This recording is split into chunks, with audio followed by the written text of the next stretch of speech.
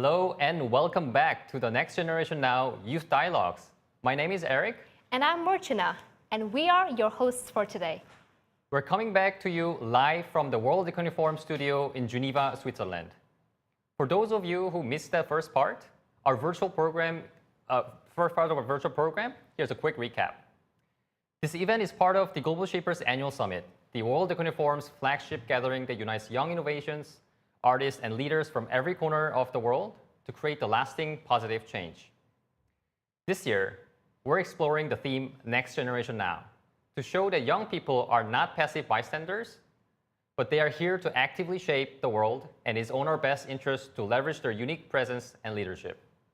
In the previous segment, we witnessed a truly intergenerational roundtable on youth leadership, where we touched upon the big question of what does it mean to lead with values in a time of crisis? Most importantly, we didn't just stop at defining the problem, we also heard great examples of how institutions, leaders, and young people themselves are creating pathways for systematic inclusion of young people, their voices and choices in decisions affecting our societies. If you missed it, you can watch the recording on our LinkedIn and YouTube pages. Also, we heard from Natalie Pierce, the head of the Global Shapers community, on why including young people matters, especially today. Now, Natalie does not work alone to deliver the mission of the Global Shapers community. She's supported by an incredible team working behind the scenes to help communities stay engaged, deliver impactful projects, forge strong partnerships, and mobilize young people worldwide. Indeed, Eric. I'm part of that team, and I can testify that this is one of the most challenging yet rewarding roles I've ever held. We work with the youngest and the brightest stakeholders and strive every day to empower them to lead boldly while bringing in new opportunities that give them equal footing with more experienced leaders. And one of the most common questions we hear is, how do we become a member of this community? And we always say, our answer is find your nearest hub. So today, let's meet the team working tirelessly to ensure that this community thrives. And let's have a look at our global and regional presence so that you can actually find your nearest hub. The Global Shapers community is an unprecedented network of 10,000 young changemakers organized across 500 hubs worldwide. You can see every hub in over 150 countries and territories on the screen behind me. From capital cities and remote islands to rural areas and refugee camps, our hubs empower young leaders to solve local challenges, drive regional solutions, and create global impact. Fueled by their unstoppable energy and innovation, Global Shapers tackle the world's toughest challenges right where they live and where it matters most. Let's explore the inspiring momentum building across our diverse regions. Hi, I'm Katie. I'm the Community Manager for North America and the Caribbean. With 66 hubs in major cities like New York, Toronto, Phoenix, and island capitals such as Port of Spain and Bridgetown, our region drives innovation and equity, from mental health to climate resilience. This year, we welcomed 7 new hubs in Buffalo, Louisville, the Bronx, Nashville, Santa Barbara, Des Moines, and San Diego, showing our movement's rapid growth. One standout project is Shred the Debt, launched by the Sacramento, Chicago, and Oakland hubs, to fundraise and forgive medical debt at a fraction of its cost. With over $1.8 million already erased and a national campaign launching across US hubs in February 2025, it's a powerful example of youth-led impact.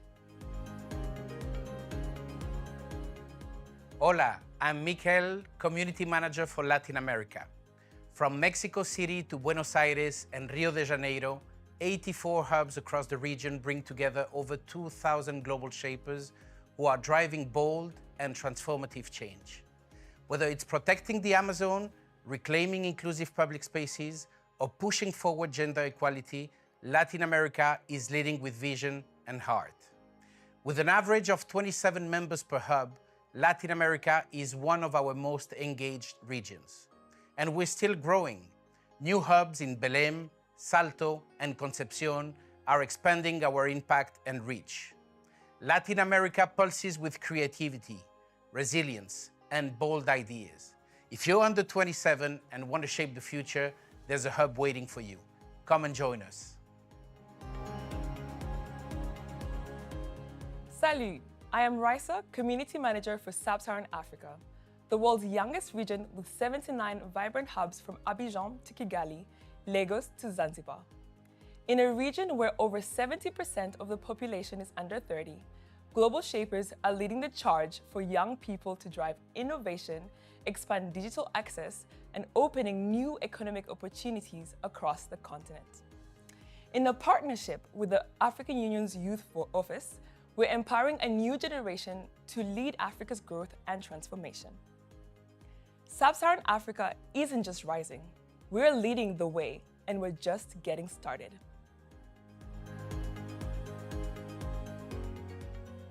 Ciao! I'm Albina, the Community Manager for Europe and Eurasia, our largest and most diverse region represented by 4,000 members and alumni in 102 city-based hubs spanning 45 countries. From Nordic capitals like Reykjavik to historic cities like Istanbul and Kyiv, from Lisbon to Bishkek, our diversity fuels innovation and cross-border collaboration. This year, 250 shapers from our region gathered at the heart of European Union in Brussels, showing that politics and multilateralism are spaces young people can enter and transform. Our region proves unity is strength and works together for a more prosperous, inclusive, and peaceful future.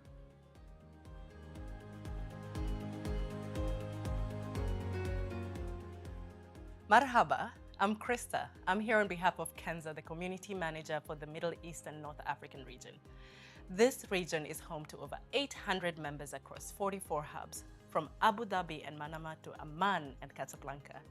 Last year, we hosted the World Economic Forum's special meeting on global collaboration in Riyadh, a key platform to bridge the North-South divide and advance sustainability. In a region often marked with complexity and challenge, youth in the MENA region continue to rise with resilience, proving real change happens when we lead with purpose and courage.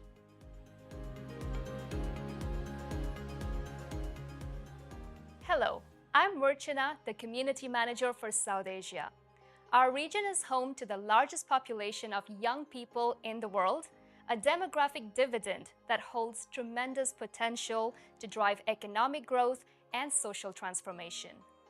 From big cities like Islamabad, Kathmandu, and Mumbai to island hubs such as Port Blair and Male, we are present in 72 South Asian hubs, serving more than 2,000 young people and mobilizing their energy for positive change.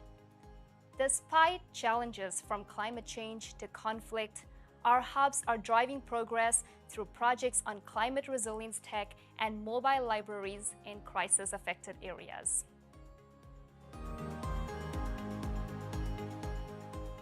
다자하오, 하제마시테, 안녕하세요.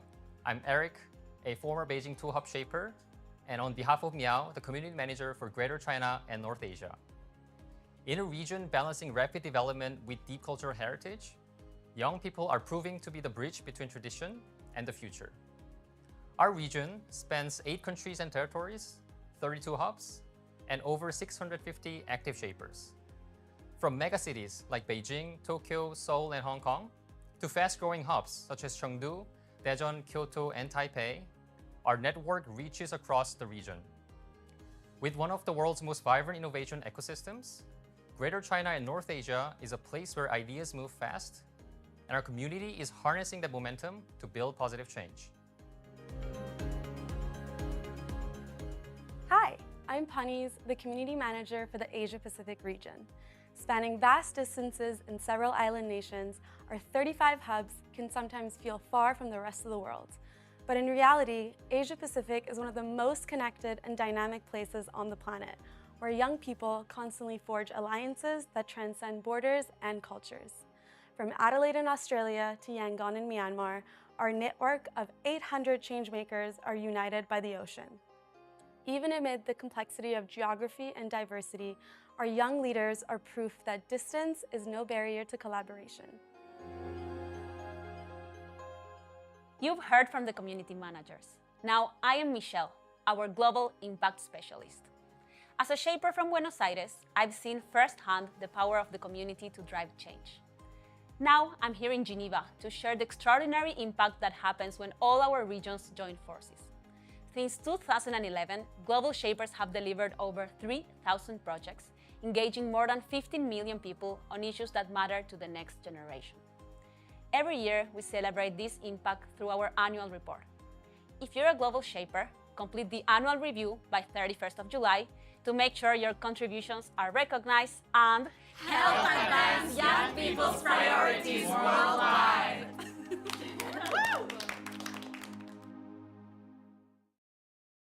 Wow, look at that. I'm so proud of this team. This regional overview really puts things into perspective. When we say that we are present in over 500 cities, we are really talking about being present in almost every city you can think of. Oh, is that so, Mortana? Do you think we're really present in 500 different cities around the world? Absolutely. Okay. Do you have a hub in Baku? Of course we do. Check. Oh, do you have a hub in Tianjin? What do you think? We do. Maputo? As well, Mozambique. Okay, it's a hard one. Port-au-Prince? Yes. Actually, I'm proud to say that we do have a hub in Haiti. That is amazing. I told you, our presence is truly unparalleled. And if you are a global shaper tuning in, tell us where you are based. Okay, and also, you heard from Michelle, call to action in the video. If you're a global shaper watching this, we request you fill the annual survey to hear your inspiring achievements and ideas from you. And speaking of how young people see the world, our next roundtable is on youth economy and skills for tomorrow. We are thrilled to welcome Attilio Di Battista, Head of Impact Design at the Center for New Economy and Society at the World Economic Forum, as our moderator today. He will be joined by an all-star panel comprising Sara Elder, Head of Employment Analysis and Economic Policies Unit at the International Labor Organization. We got Andrea Rioseco San Juan, our community champion from Mexico, and an expert on learning and employment. And finally, we got Anzel Singh, the curator of the Auckland Hub, who consults on upskilling in the face of disruptive technologies. In this discussion, we'll understand how the nature of work is evolving and what it means for youth economic empowerment. And dear viewers, you're invited to join the conversation through the comment section on TopLink or LinkedIn by using the event's official hashtag GSAS25. Let us know what you think are the biggest challenges for young people as they navigate job markets, and what are some of the essential skills to succeed in this fast-changing context.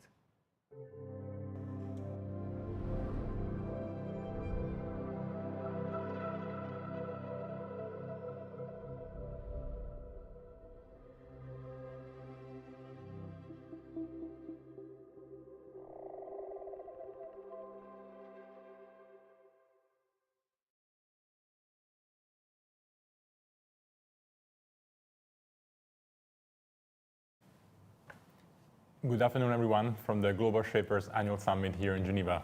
Welcome. I'm Attilio Di Battista. I'm a member of the leadership team of the Center for the New Economy and Society here at the World Economic Forum. It's a great pleasure to be here today to moderate this discussion on the youth economy and the skills for the future. The global economy is being disrupted by a number of deep transformations. We hear it around the news. There is lots of stuff that are happening around the world. We have seen geoeconomic transformation, geoeconomic fragmentation, deep demographic shift, the green transition, advancement in technologies that are breakthrough every day, as well as a lot of economic uncertainty. At the World Economic Forum, through the Future of Jobs report, we have tried to quantify some of the impacts of these trends and shift on the global labor market. And we've seen in the report that we published just in January this year that about 1 out of 5 jobs is likely to be disrupted in the next 5 years. And almost 40% of the skills that today are youth for day-to-day activities on the job are likely to be obsolete in 5 years. So it's really a deep transformational context, and we are here today to try to understand what are the implications for the youth, how can we help empower the youth, but also what is the youth already doing to create a new future of work, driven through innovation, entrepreneurship, and the skills for the future. I'm here joined by a very esteemed panel. I think my colleague has already introduced, so I'm not going to repeat the introduction. I'll try to dive straight into the context, maybe starting with Sara, with you. At the ILO, you have been publishing for a number of years your report that looks really at the employment trend and for the youth. Maybe tell us a little bit from your perspective, what do you see today? Thank you for the introduction, and you said it already very well in your introduction. I mean, global uncertainty is the name of the game right now. In the ILO Global Employment Trends for Youth report that we put out in late 2024, which was even almost just a year ago, the picture was looking fairly rosy, right? The youth unemployment rates were at an all-time low, and the economies were picking up. Almost every place in the world had recovered from the pit of COVID, and things were picking. Then the bottom is wiped out, and we have issues like trade wars, which are creating economic uncertainty in countries that are impacted there. We have a growing number of conflicts and national disasters. We have increasing demographic pressures that put a lot of challenges on the social protection systems of countries. And I can go on and on and on. So all of this speaks together to the first trend I'd like to point to, which is global inequalities. And we start to see a great deepening of the divide between the advanced economies and the developing economies. So our message there is that we need to encourage our societies to do a lot more. We probably need a 1,000-fold increase in the amount of assistance that we give to the developing world so they can build their physical infrastructure, their digital infrastructure, they can strengthen their labor market institutions and education systems, and really try to gain a foothold in structural transformation so that their economies can produce jobs for young people of all levels. Thank you. Maybe picking up on this, maybe over to you, Andrea. When you can think about what is the role of global institutions in reshaping and actually trying to address some of the challenges that we have heard from Sara, what are your thoughts? How should global institutions try to tackle some of these challenges and actually rethink economic models that are more youth-centric? Yeah, thanks for pointing that out, Sara. It's overwhelming, actually. But I think after COVID, as you said, people and institutions and organizations start to change and to accelerate, right, in this change that need to be done years ago. But I think we know about all the bad things and the decreases that we're having, but I think we do have some cases that countries and organizations are doing good things, especially for youth. For example, the dual model in Mexico, that is something that actually we took from the European models, that for young people that need experience since they're really young, it's starting to work out. I think that's something that we really need to highlight. We're having more young people with experience, not enough. And also another challenge that comes up is the salary. Yeah, but we'll talk about that later. So I think these kind of models, and also I have seen how colleges mainly are also open their minds, finally, to have micro-certificates, flex education, hybrid education, and also the young movements. I mean, I think it's really important to have, to empowering your youth.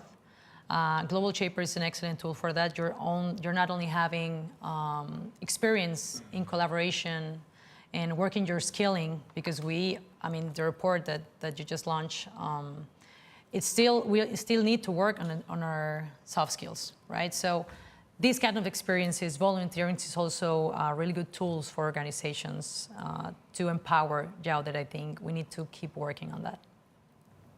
Thank you very much, Andrea. It's true that there is a lot of challenge today also in entering the labor market, and actually some of the traditional ways of entering the labor market are also being disrupted by AI and other forces that are really disrupting some of these entry-level jobs for the youth. So a lot of challenges there. Maybe going to Anzel, any reflections on what are the mindsets and capabilities that the youth should really be investing on to try to actually break through and enter successfully into the labor market? What are your thoughts? Yeah, I think in the sense of youth trying to enter the labor market, it's essential for them to think about the entrepreneurial mindset as well as the growth mindset. So starting with the entrepreneurial mindset, when you're struggling to find an opportunity, you have to kind of be an entrepreneur to uncover opportunity out of nothing. And so sometimes that means creating opportunities and experience from projects that you create by yourself. It also can mean networking like an entrepreneur to find opportunities that might not be listed on a job website. Then you also want to start having a growth mindset. When you do have some of the skills that you can apply to a job, suddenly the jobs have changed and everything's changed and you need to change. And you need to be okay with accepting that change is just part of the reality. And so there's a saying that talks about, it doesn't matter if you're the smartest or if you're the strongest or the fastest, it's about being the most adaptive, and that'll be the essential tool that will allow you to essentially thrive in this new economy that we're walking into.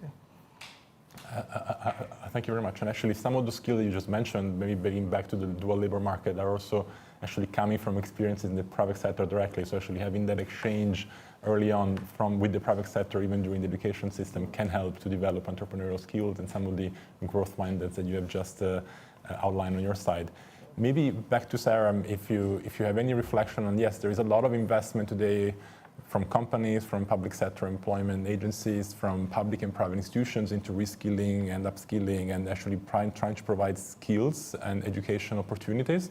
But sometimes they don't really reach maybe the most vulnerable groups. So there is sometimes a disconnect or a divide. It's much more difficult to actually make sure that the people that are most in need or most at risk of being left behind actually are given these opportunities. I don't know if you have any reflection there, any examples, any data you can share.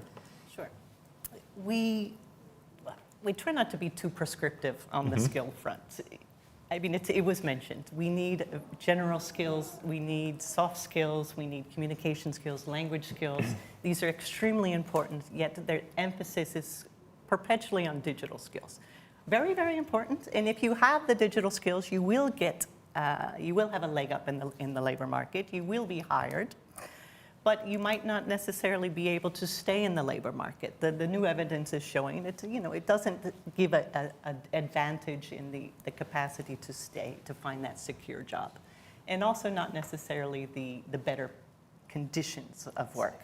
So it's important, but we need young people to be generally skilled and then also technically skilled, and they need to be generalists in a way because they're not going to be able to guess what's coming.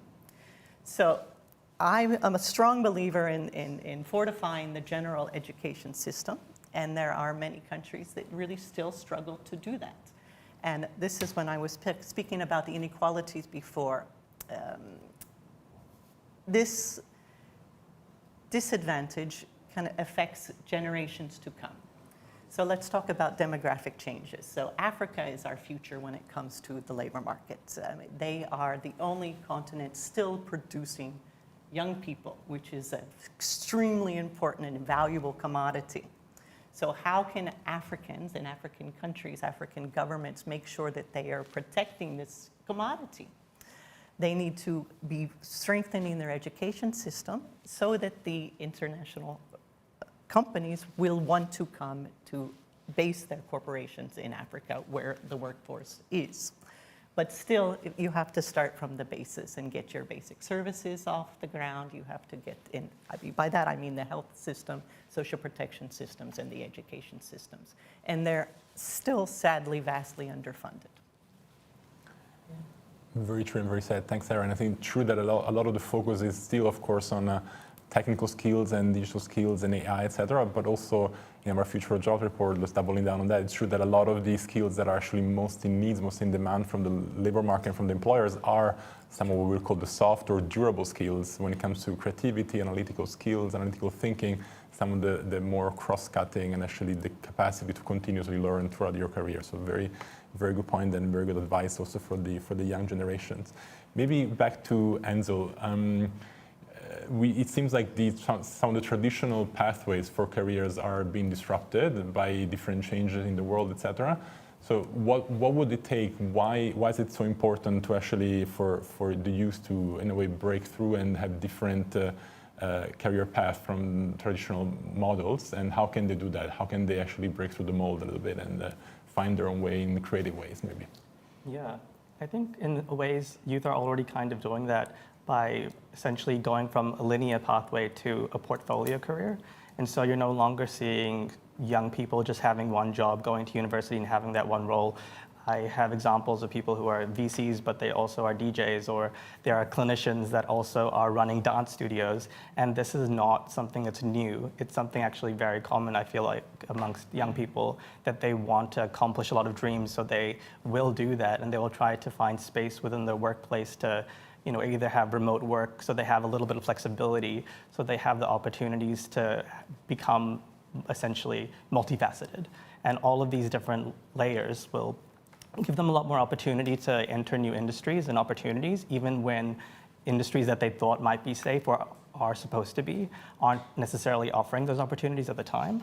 And so that's one trend that I would suggest that young people continue, that they keep exploring and try to balance those things, even though they can be heavy to do multiple roles at a time. And overwhelming too. Of course, yeah. Right, overwhelming too. Thank you.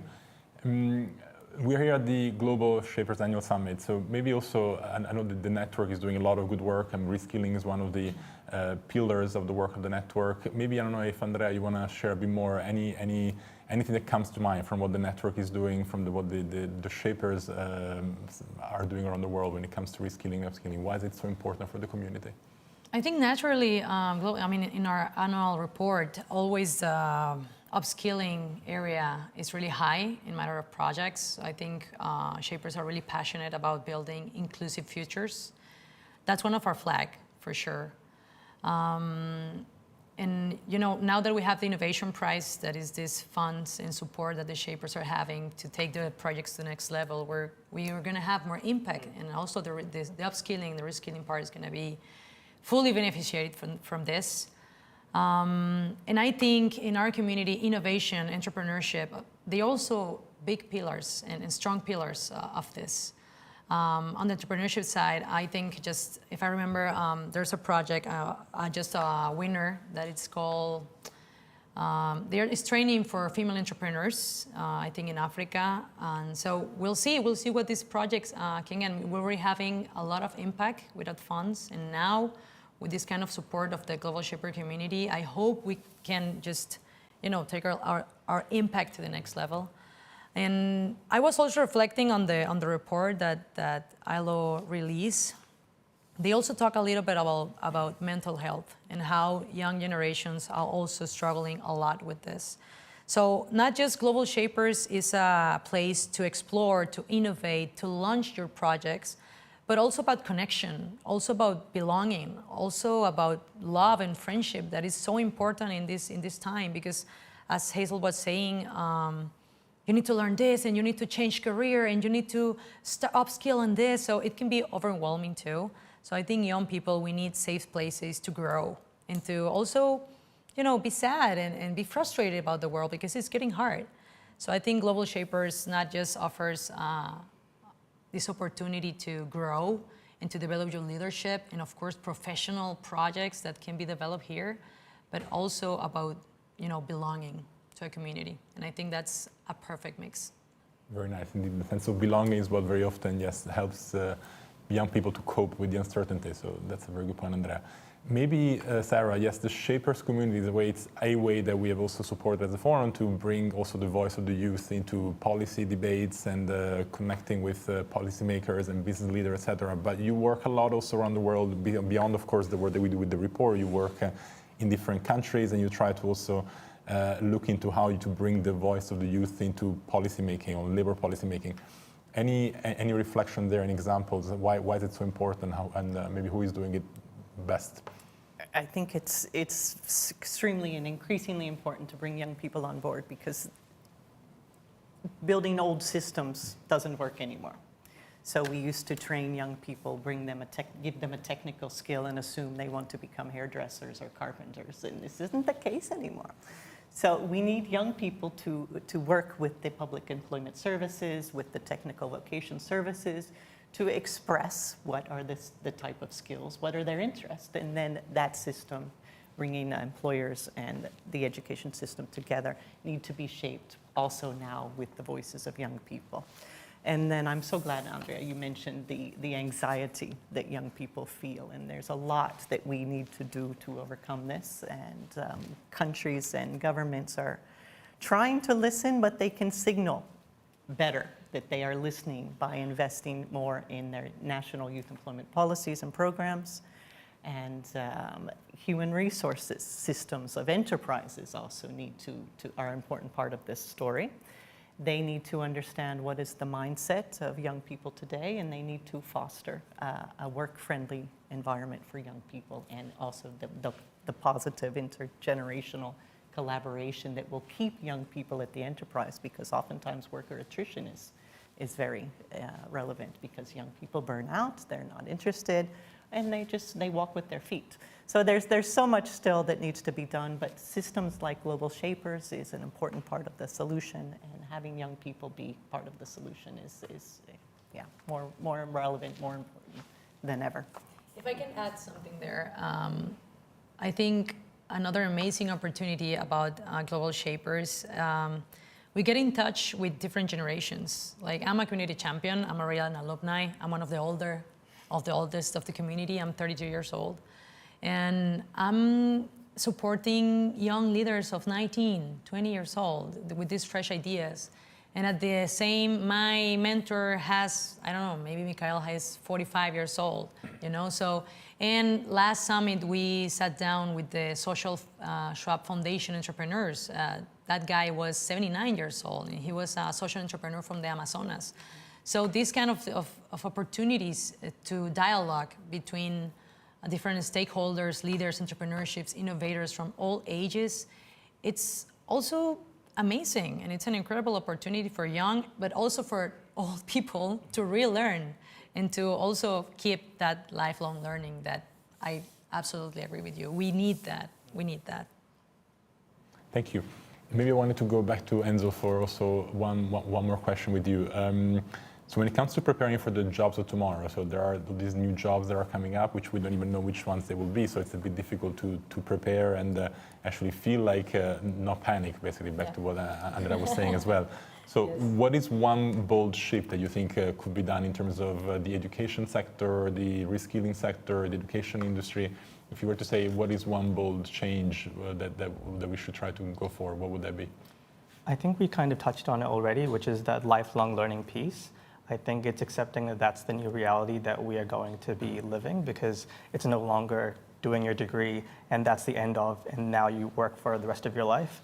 Since work is going to keep changing, you're going to keep changing, that means that you might need to do more micro-credentials or other types of skilling, and that has to be something that workplaces have to start putting at the forefront of their priorities, to make sure that their staff are qualified to do the work that they want them to do, but also that, you know, the people in our economy are also prepared for the reality of the world that we live in that is consistently changing. And so I think it could look in different ways, you know, what that education piece will look like, but accepting that lifelong learning is going to be consistent is going to be the biggest, I think, goal for this impact. And I think I hope people that is watching this panel can actually download the report of ILO, because it says per region how many times you need to relearn or to have an upskilling in your career from the demands of what businesses and enterprises are demanding. So I think for Latin America, at least 4 times we're gonna need that upskilling. And depending on the demands of the industry, and also, of course, in Latin America, we have our own challenge compared to Africa, to North America, et cetera. But I think, and I think colleges mainly, and also volunteerings in youth organizations, we need to adapt this reality, as you're saying, and to accept that we need to learn to learn. Yeah. We need to learn to relearn, right, during our whole life. I think I was also talking a little bit, thinking about how universities aren't always prepared for what the future of work is, because they're training people for jobs of today, but those jobs of today are not necessarily going to be jobs of tomorrow, or they're already changing. And so that is a little bit of a harsh reality when you are considering education, that traditional education isn't actually prepared for that. And so it's something that everyone is on the journey for that education piece. And I think universities are trying to catch up with their own new programs, but it's a process. I don't know if it's happening to you, but in my, I mean, I am part of the Mexico City Hub. It's a group of 46 people around, and a lot of colleagues, like I was just counting, they are doing change careers right now. They're going through that. It's a consistent conversation. If as many people that I talk to who have incredible, amazing careers, all of them, even though they're shiny careers, they're all like, I would do something else. And that's funny. That goes probably every 10 years. That the mindset probably comes across. Doesn't matter if you become a doctor or a lawyer or engineer or something that you dreamt of becoming. You still want to change your career, and it's interesting that that trend pops up no matter what you do. And so it might be telling. Actually, just hearing the two of you, one question maybe I wanted to pose to the three of you in closing. Since you all come from very global, like the Global Shaper Hub, or of course with your global perspective on youth employment trends globally, are there actually global trends when it comes to, what are the most global trends, or what are instead the differences by maybe high income countries, lower income countries, or different regions? How much is really a global conversation around youth and youth challenges in entering the labor markets, et cetera, and how much actually there are differences across regions, income level, et cetera, et cetera? I don't know, you want to start? I can set the scene. It's always huge differences between the advanced economies and the developing economies. But one important story that's becoming increasingly important everywhere is this issue of education mismatch. And it speaks to exactly what you said, Anzel. You can't know. You're going into the education system. At that moment, the engineering market is booming. So I say, I'm going to go into engineering. I get a degree 4 years later, those skills, those jobs have all dried up. And that's exactly what we're seeing. As education continues to increase everywhere, which is very, very good news, the economy is at a different level in developing countries. So I emerge with my university degree in Sierra Leone. I'm looking for that good job that matches my university degree, and I'm competing against hundreds, if not thousands, of other university graduates. And I therefore become either long-term unemployed, or I migrate to a country that might have the job that I'm looking for, or I settle for a job of lesser skills. And this is the mismatch between the supply and the demand, right? So I'm always saying we have to continue to boost the economic level of countries in the global south, if we can still say global south. And really, it's a long-term story. So it's not benefiting young people today, but that will benefit young people in the generations to come. For the young people today, yes, we need to give them every opportunity in allowing them to change careers, to have opportunities in whatever field that they can find. Thank you, Sara. Fantastic insider. Andrea, any thoughts on that? I was thinking about how we need, as generations, flexibility, and that goes against a lot of organizations, structures, systems, right? So that's why we're having this talks of generations. And I mean, for me, it has been really surprising how friends of mine are changing great careers and jobs for mental health. Really, that's something that's happening. So I think, just for closing remarks also, I encourage young people. I know it's hard, and I think we cannot just speak from our privilege to say, you can do it, come on, because there are a lot of challenges out there. So I think finding place where you can belong, finding businesses and organizations that have values and that you can connect with, that actually they concern about you and they care about you, it's important for our well-being. And if you have a hub in your city, get in touch with them. Really, it's a great place to grow, to belong, and to develop yourself. Thank you, Andrea. Anzel, any thoughts from your side? What are the global trends when it comes to youth challenges, and any differences or any similarities across the world?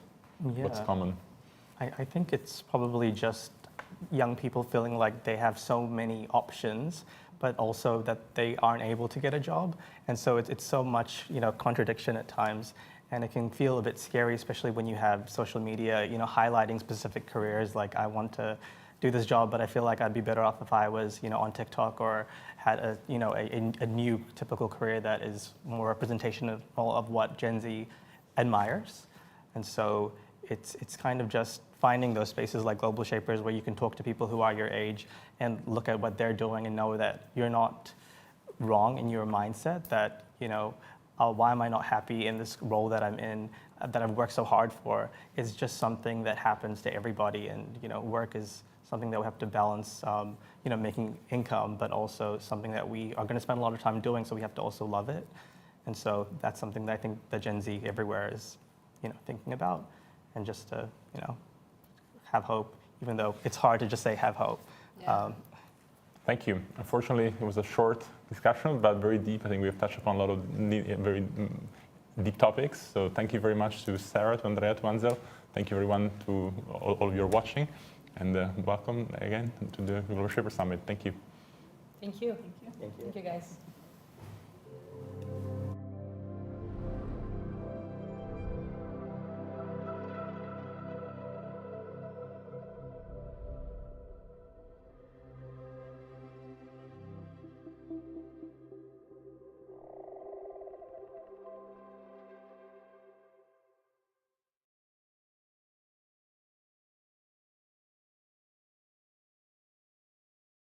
Another insightful roundtable, and I'm really starting to see the magic that happens when you bring together these intergenerational panels. I mean, the richness of these conversations is truly amazing, and I think we all need to incorporate more intergenerational, intersectoral elements whenever we're designing panels. I think for me, from this conversation, I have so many takeaways. I see that all the panelists brought forward so many calls to actions.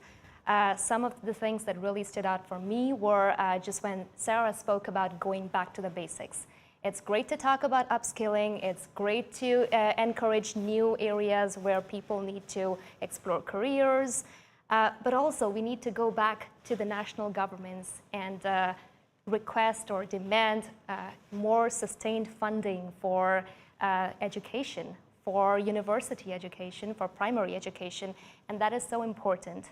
I think it's also related to what Andrea was saying about adaptability. It's not about following the latest trends in the job market, but really having that mindset where you are resilient in your career and you are able to switch your skill set as the market evolves. And I especially loved the part where we spoke about mental health. Addressing that was important because often these careers sometimes get trapped in the whole glitz and glamour of AI and digital economies and talks like that. But truly going back to the anxieties of the next generation, their concerns, and how are we systematically addressing it is so important. I mean, I've spoken a lot. Eric, I want to know your thoughts on this panel. No, I fully agree with you, Morchana. And what really stood out for me was when Sara was mentioning more on focusing on core capabilities, transferable skills that can transmit to different professions around the house. At the same time, really what Enzo spoke about on navigating and accepting change. There will be changes throughout the career, so accepting and being comfortable with changes, and for the Sara's point, having the transferable skills to be able to navigate, I think was what stood out for me. And also a point of Andrea, the Global Shapers community, really providing that platform for exchange. Even within Global Shapers community having different community champions, young shapers interacting together about navigating the job market, but at the same time, through the Global Shapers community, going to different events at the World Economic Forum or Global Shapers Annual Summit to meet really intergenerational stakeholders, to be able to have different discussions around what is the top of their mind and how do we navigate change together as a whole generation. So that was my highlight. You said it so well. I think, learning is a two-way process. And in the community, in the Global Shapers community, we really see how learning is flowing in all directions and everyone is open-minded about the different experiences that people bring in. And this panel was such a great example of that. I agree. And also it was actually good to see the report, Future of Job report by the Center for New Economy Society being mentioned, as it touches upon how the technology is really impacting young generation and what are some of the key pillars that they need to take into account to be able to navigate these changes and be able to be comfortable in accepting the changes as mentioned with Anzel earlier. Yes. So cool. It was great to have Attilio on board as over the last few years, I have seen the kind of work that Singh has brought forward. Yesterday, we had Sadia in the opening plenary, and she also addressed a lot of these concerns, and her key message was also about adaptability and resilience. So, you know, it's always nice for the Global Shapers community to be closely connected to this emerging research from the World Economic Forum.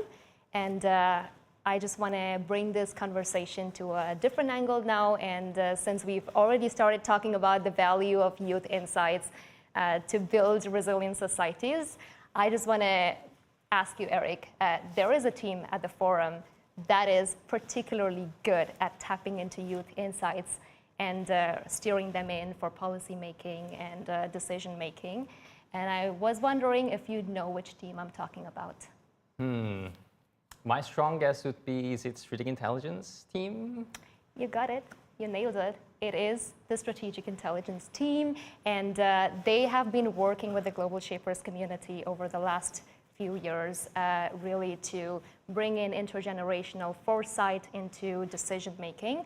And who better to hear this from the team itself?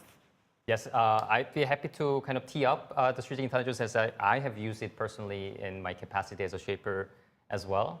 So strategic intelligence is a key digital platform for data and insights, particularly focused on connecting the dots of global issues. And it's really meant to help stakeholders, especially the shapers, to curate informed strategies and drive measurable and coordinated impact through these data that you get through the platform. So let's hear from Abhinav from the Strategic Intelligence team and learn what this platform is all about. Hello, I'm Abhinav Chugh, Strategic Intelligence Lead here at the World Economic Forum. Over the past years here, I worked at the intersection of strategic foresight, technology, and public policy.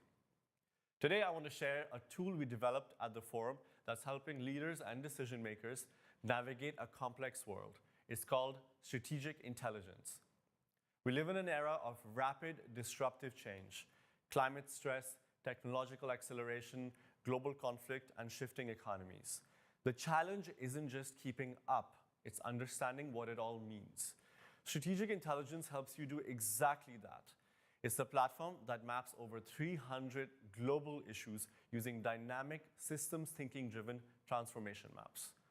These show how these emerging issues are interlinked and interdependent, so you can see not only what's changing, but why and how.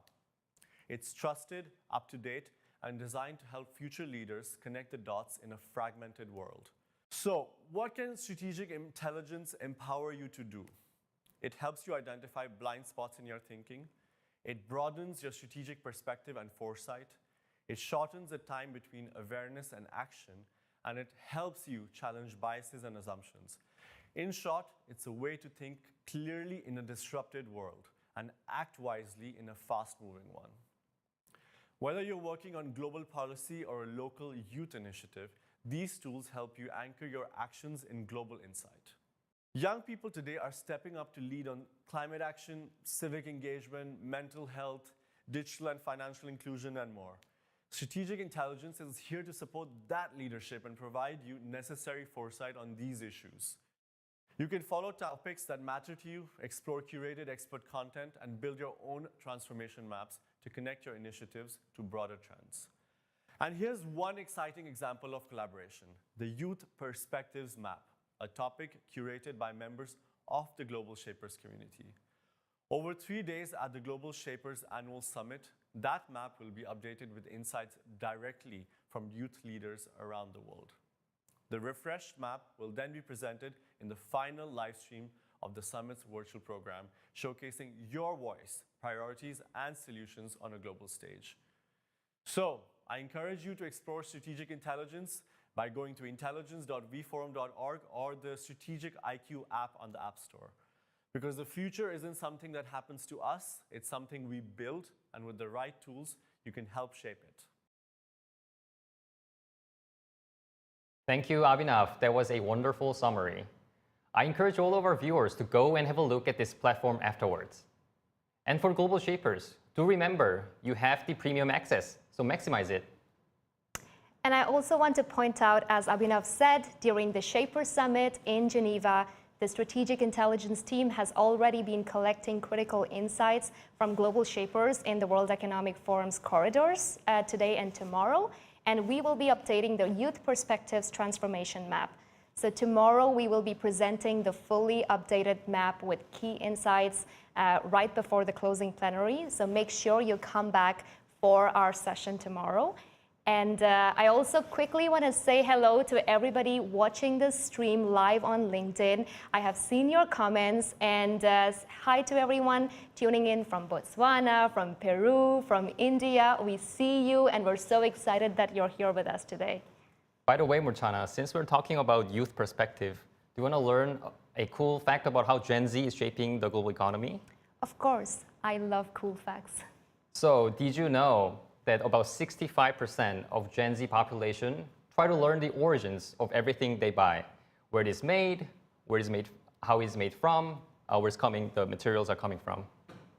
Actually, that is super relatable. And honestly, whenever I buy my tomatoes, I always see if they have traveled across the world to get to the supermarket. And whether it's my cosmetics, I also see if they have been tested on animals. So it does feel like, yeah, we are looking at the origins of our products. And this might be an anecdotal story when I say it or another person does, but if you really aggregate the choices of an entire generation of consumers, it is really a big force shaping the markets, and it's a big force shaping the economies and getting people to make certain business decisions in a certain way. I can see that really over 65% really caring about the origins. That is affecting already how people are consuming and how the business is thinking. How do we market this? How do we find right sources to better the nature and the focus on the youth? And maybe I'll quickly come in here to say that tomorrow we do have a session on intergenerational climate action, where our panel will actually go deeper into this topic of Gen Z consumption and sustainability. So if this is a topic that you care about, do come back for our session tomorrow as well. All right. And if you're watching this and you happen to know more exciting facts about how Gen Z is disrupting the economy, let us know in the comments. Now, let's go back to our on-site journalist, Grace, who has been meeting with shapers to hear their reflections and aspirations during the summit. Grace, tell us how it is going with the shapers. Hi, Eric. Hi, Murchana. Thank you so much for a great live session so far. I'm here on the ground at the Global Shapers Annual Summit here in Geneva. And, the summit this year, it's all about, mobilizing the youth voice and giving the new generation a voice and power to lead in the future. I have an amazing lineup of global shapers here ready to chat with me and share their experience of the summit so far. So I have my first shaper here with me. Hello. Please introduce yourself. Hello everyone, my name is Gaurav Ghevde and I'm representing for India. How are you finding the summit so far? It's going great and amazing. A lot of shapers around, a lot of new projects and new connections building around, so it's super amazing. How do you think you're going to use your findings from this summit back in your hub? So through the leadership sessions and through the interaction, I've built a lot of thought repository in my mind, and that is something that I'm going to introduce to my fellow shapers and try to build on that within the hub and within the projects. Awesome. Well, all the best. Thank you for your time. Can I have my next shaper come to the floor, please? Thank you. Good afternoon. What's your name? Where are you from? So, my name is Ayushi Gupta and I am from Jaipur Hub, India. Lovely to meet you. Could you tell me a bit about the project you're currently working on? So, we have a lot of projects, but the most important one for which we have got the Innovation Prize as well, it's called Grameen. It's an acronym from GRAM Innovation Prize, which talks about creating innovation centers and training women for that matter. And, the theme of this summit is Next Generation Now. So could you just tell me why you think the youth voice is so important now, more than ever before? I think because 50% of the population of this world is youngsters, and we are really looking forward. I mean, they do need a place to speak, and they do need space on the table to speak and what they thought about. So, yes. I agree with you on that one.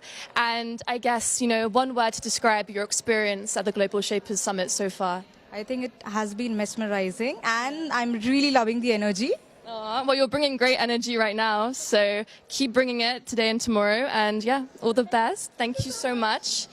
I have another shaper coming to the floor. Good afternoon. Where are you from? Please tell me your name and your hub. Hello, I'm Gabriel de Paula from São Paulo Hub 1, Brazil. Lovely to meet you. How do you find being a global shaper? What inspires you? Diversity inclusions matter. It's making of the world better. It's important for me. And, this summit is all next generation now. Are there any things you've really enjoyed so far? Yes, storytelling and contacting our voices is very, very special. Awesome. Well, you're doing great. Keep having a lovely time at the summit and see you around. Thank you. My next shaper, good afternoon. Pankaj from India. Please introduce yourself. I'm Pankaj from Udaipur, India. Lovely. So this summit, today in particular, a lot was about leadership. As, I think a curator, what do you think matters when you're leading a hub? I think it's a team building and how you create a culture in your hub so that we all can grow together. Awesome. And, we look ahead, times can be challenging. What is something that makes you hopeful? The way this young generation is very energetic and the way they are taking the things on their own head and they want to change the future, that's the most hopeful thing. Awesome. And one final thing, what are some actions you're going to take from this summit back to your hub and the projects you're working on? So first thing which I would like to take it is to how the learnings which I got from here to transfer it to them and also the connections which I got here to utilize them and create a better future, better world. Yeah, that's right. I guess, this summit, the hub is all about bringing the shapers together from around the world. So, I hope you continue having a great time. And any final comments you want to share? Grow together and make a world better. Thank you. Thank you. I like that. My next shaper, good afternoon. Please tell the camera where you're from. Hi, I am Hillary. I am from Fortaleza Hub in Brazil. Awesome. This summit, it's all about the next generation, the youth. Why should we have the youth at the table? I think it's most because of what Natalie said. We are right now the most of the population. We are the people who has the energy, the force, and the willing. We want to do the difference. We want to be on the table, want to make the difference. We want to change the things. You have the passion, and I guess that brings me to what do you love about being a global shaper? I think the community, it's impossible not to be energized and hopeful and really just happy to be around so many people with the same purpose who wants to take the lead in who wants to make the difference around the world. We are not alone, we are together. Yeah, you are together. And, I guess one final point, what is something that you want to take back to your hub? Any key outcomes from the sessions today? I think two of them, institutional allies, we have to have them by our sides. So I want to do that. And one thing that I heard on building star teams, aggressive recruitment. So I want to do these two things by the time I come back to my hub. Well, you're going to do great. So thank you so much for your time. And have a great summit. We have one final shaper with us this afternoon. Last but not least, please introduce yourself, where you're from. Sure. Hi, everyone. My name is Insia. I'm a part of the Baramati Hub. It's a small rural town in Maharashtra, India. And tell me a bit about the work you do in your hub. Right. So one of the projects that we have is Project Samarthi. So it basically works around young females. Like I mentioned, it's a rural hub. So we have young females who do not have access to basic necessities like sanitary napkins. They have to miss schools for one entire week when they're on their periods or when they're menstruating. So these girls also do not have enough idea about the sexual education, what is good touch, bad touch. So we also collaborate with doctors and healthcare professionals, gynecologists, have these sort of sessions with them in organizing their schools so that it's a safe space for them to speak up. And we do spread awareness like that. And I guess building on the point of collaboration, have you built any connections here at the summit which are going to be useful when you go back to your hub? Yes, I have made immense amount of connects, good connects. I've also got ideas for upcoming projects or things that I can implement in our existing projects. The motivation that we get from this year's theme is incredible.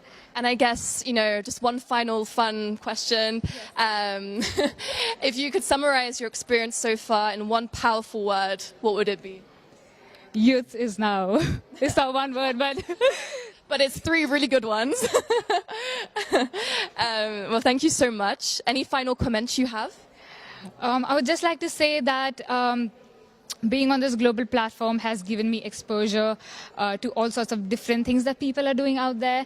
So many new technologies, AI, even the forum in itself is so vast. So all of these things have really enriched my experience here. Meeting new people, sharing ideas and cultures have been very helpful.